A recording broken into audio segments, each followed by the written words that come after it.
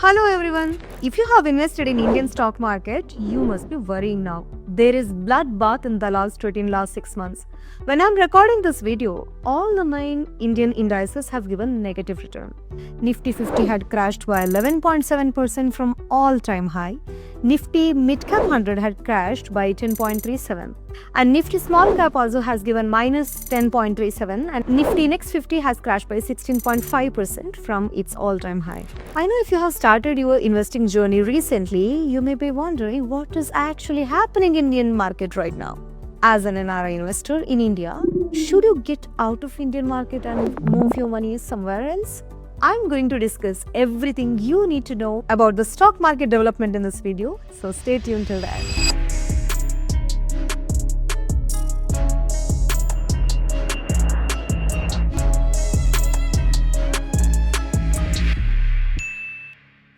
If you're new to this channel, I'm CS Kirtana. I run The Consultancy, a firm which is specialized in NRI services. Based in Dubai, we offer NRI investing, finance, tax, and FEMA services. If you are interested to avail any of our services, feel free to book an appointment through www.kirtisfinfo.com or contact this number through WhatsApp.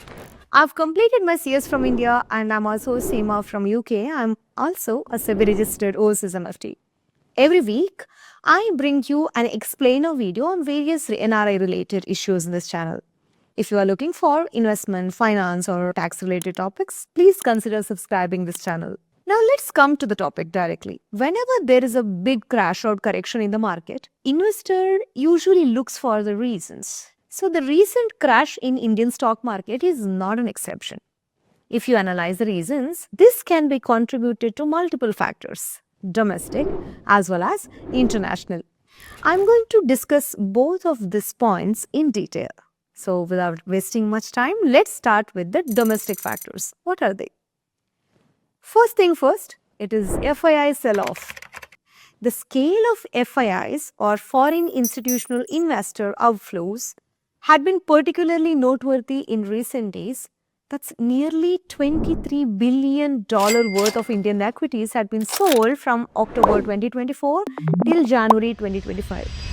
This massive sell-off was not just a reaction to domestic factors, but it was also complicated by the rupee's depreciation to its all-time low of 86 against the dollar. So the currency weakness created a double whammy effect. Not only did the foreign investor face losses on their equity investment, but they also had to, contend with the currency depreciation, which will eventually eat into their return, right? So this was further accelerated by the attractiveness of US Treasury yield, which is presently hovering around 4.8% in dollar terms. So it's offering risk-free return. That too when rupee is depreciating in emerging market investment becomes less appealing, right? So in addition to this, concerns about India's trade deficit and potential impact of new US trade policies under newly elected President Trump's administration, these have made foreign investors increasingly cautious about maintaining large positions in Indian equity. So what's the next point? High market valuation.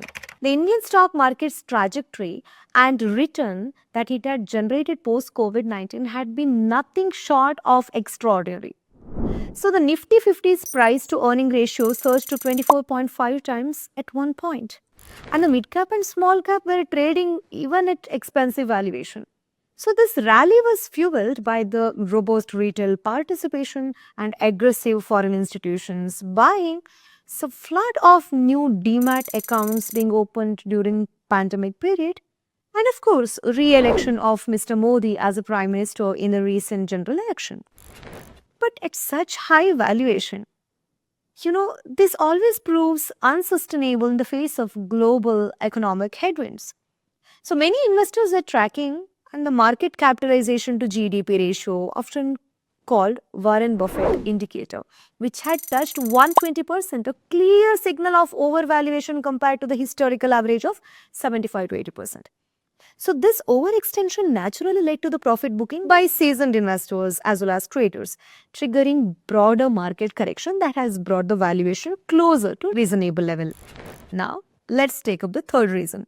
Third reason is economic slowdown. So the recent GDP growth estimate of 6.4% for FY25 led to market disappointment. It was actually slowdown for investors because 7.2% was expected. This moderation in the growth had raised concerns about the pace of India's economic expansion. The manufacturing sector's performance had been mixed, with PMI remaining above 55, but the actual output growth is showing signs of slowdown. So the slowdown is particularly evident in public sector capital expenditure, which had remained subdued during the election. So generally, during the election, capex spending will be less. It picks up only after the full budget. The traders don't do detailed analysis. They start booking the profit. In addition to these, corporate earnings for Q3 in FY25 also had been below the market expectations, with several factors reporting margin pressures due to rising input cost, moderating demand, as well as high interest cost. So the combination of these factors had contributed to negative sentiment in the market. Now let's go to our fourth point, pre-budget caution. Generally, when there is a budget around, investors and traders adopt a very cautious approach. This year, Indian Union budget is scheduled on February 1st. So this budget carries additional significance given the post-election context and expectations of majority policy initiatives in order to boost the country's growth. So investors typically adopt wait and watch approach during this period. It leads to reduced market participation. So for the market crash, not just the domestic reasons, as I mentioned earlier, there are also some international factors. So what are they? Let's look into that. First one, Fed impact. So the global investment landscape had been significantly impacted by the Federal Reserve's stand. Last year, the market was expecting multiple rate cuts in 2025. But the recent job data as well as economic data in US, inflation is not coming down easily. So they are remaining above what is Fed's target. So this does not give adequate room for US Fed rate cut. If the rates are still remaining higher, then it makes US fixed income investments more attractive. So you are getting risk-free return here. It leads to capital flight or outflow from the emerging market, including India.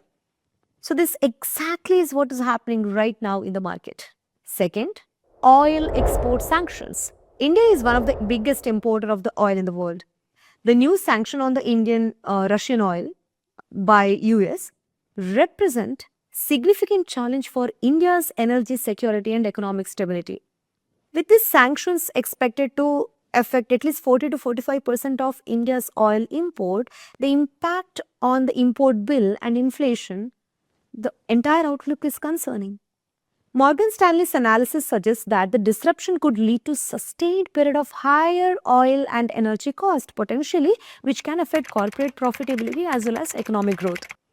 So these ripple effects of higher growth prices are particularly significant for India because India as a country imports over 80% of its oil requirement. So we have such an excessive oil dependency. So this is making Indian economy and market very much vulnerable to the oil price volatility, which is reflected in current market sentiment.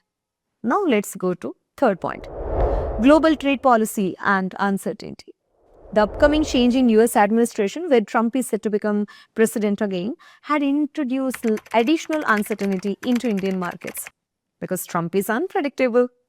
Donald Trump's campaign promises of significant policy changes, including potential tariff adjustments, modifications to the key economic legislations like, CHIPS Act. These have created apprehension and directly they started impacting emerging market. So the prospect of higher tariff on Indian exports and potential changes to skilled workers visa programs, that is H-1B, could have significant implications for India's IT service sector and overall trade relationship with the United States. So market participants are again doing wait and watch approach. So they want to see the clear policy in detail. You can list few more reasons here, but these are the main reasons why Indian market is crashing. Now, the big question. As an NRI, should you get out of Indian markets because these are really not worth taking risk in this market crash? My probably forever answer is no. Stock market returns, you see, they are not linear. Means in FD or bond, the return for your investment is 1 plus 1 plus 1 is equal to 3. But in stock market, it is 1 plus 1 minus 3 plus 2 plus 1 minus 2 plus 3 is equal to 3. So if you are a long-term investor, this kind of volatility presents excellent opportunity to build long-term wealth through systematic investment plans, SIPs, especially through mutual fund investing. The principle of rupee cost averaging becomes particularly valuable during these corrections. It allows investors to accumulate quality stocks at very attractive valuation. Historical data demonstrates that investors who have stayed invested through these market cycles corrections, they have generally been rewarded with superior returns over the long term. There is absolutely no problem with the fundamentals of Indian economy. If you still are scared and you are unsure what kind of position you have to take and how should you be approaching, and somewhere you still feel that yes, I should be building some position in Indian economy, I should be participating in its growth story, it should be, part of my diversified portfolio, but you don't know how to approach, then we are here to help you. As I mentioned earlier, being an MFT, we do goal-based investment through mutual funds and Indian equity. So feel free to contact us by visiting our website www.keertisfinfo.com, and also link will be available in the description below. So as I was telling earlier, there is no problem with the fundamentals of our Indian economy. I would even say that macros are even better than US. So as an NRI, if you are confused, simply adopt 70-30 ratio. 30% in US market, 70% in India's market, playing consumption story. Last 2 years back, when everyone was hating US market, we have built great tech basket in US. It's now nearing 40% of our total investment. If people are selling in Indian market more now, I would be building, aggressive investment here. This kind of contrarian approach has worked really well in the past years, and I will be continuing this. What are you going to do? Let me know your approach in the comment section. I hope I could give you new perspective in this video, and if you like this kind of video, please don't forget to subscribe this channel and also share it in your friend circle. I'll meet you next week with another interesting topic. Till then, bye-bye.